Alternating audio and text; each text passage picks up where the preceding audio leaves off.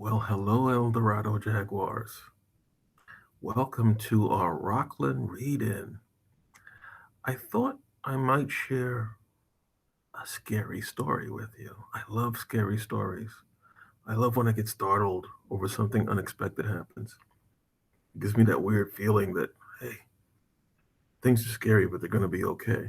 If you notice, in the background is my cabin, and I've started a little campfire, and I love scary stories with a campfire, so I thought I might share one with you. This particular story is called The Babysitter. It's scary, but it's not too bad. I think you'll be okay, and I think you'll enjoy it. The story was written by the author's name is Anonymous. Now, Anonymous simply means that the author didn't want their name to be known, or somehow the story was conjured up by some unknown individual, maybe even a ghost. So sit back, relax. I'll turn on some special lighting to help me. So behold, the babysitter. Now, the babysitter is a story based on a legend about a teenage girl who was babysitting three children one night when she kind of receives a creepy phone call from a strange voice on the phone. It's also called The Babysitter and the Man Upstairs. There are several versions of the story. I'm just going to share one of them with you. There was a young girl who was in need of a job, and she was able to find work as a babysitter for a couple who lived in a large old house. They were going out to see a movie that night, and they left the teenage babysitter in charge of their three young children.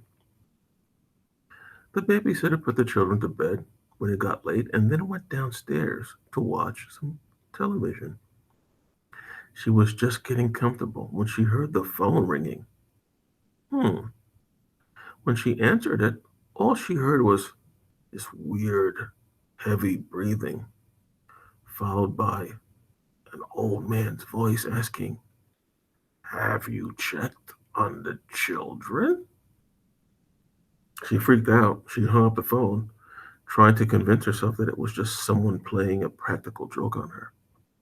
She went back to watching television, but about 15 minutes later, the phone rang again. She picked up the receiver and heard hysterical laughter from the other end of the line. Then the same voice asked, "Why haven't you checked on the children?" The babysitter slammed down the phone. The poor girl was frightened out of her wits and immediately called the police. The operator at the police station told the babysitter that if the man called again, she should try to keep him talking. That would give the police time to trace the call. A few minutes later, the phone rang a third time, and when the babysitter answered it, she heard the heavy breathing again.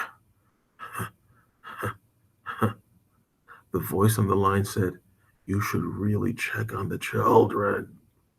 The baby listened to him, laughing hysterically for a long time. She hung up the phone again, and almost immediately it rang again. This time, it was the operator from the police station who yelled, "Get out of the house right now! The calls are coming from the upstairs phone." The babysitter dropped the phone in shock, and suddenly she heard heavy footsteps walking down the stairs. Boom, boom, boom, boom. Without pausing for a second, she ran out of the house as fast as her legs would carry her. Just as she closed the front door behind her, a man's hand slammed up against the glass. She screamed and ran out into the street just as a police car was pulling up outside. The police searched the house, and found the two children upstairs, hiding in a closet, crying uncontrollably. In the parents' bedroom, they found a bloody axe lying on the floor next to the upstairs phone. The back window was wide open, and the curtains were blowing in the breeze. There was no sign of the madman who had made the phone calls. He had escaped into the night. When the police arrived and managed to interrupt his horrible plan to hurt the two children and the poor babysitter. Whew, that was a close call. So the next time you babysit somebody at home, don't answer the phone unless you know it's somebody that you recognize. That's my scary story. I hope you enjoy the Rockland reading, and I hope you enjoyed this story. As always,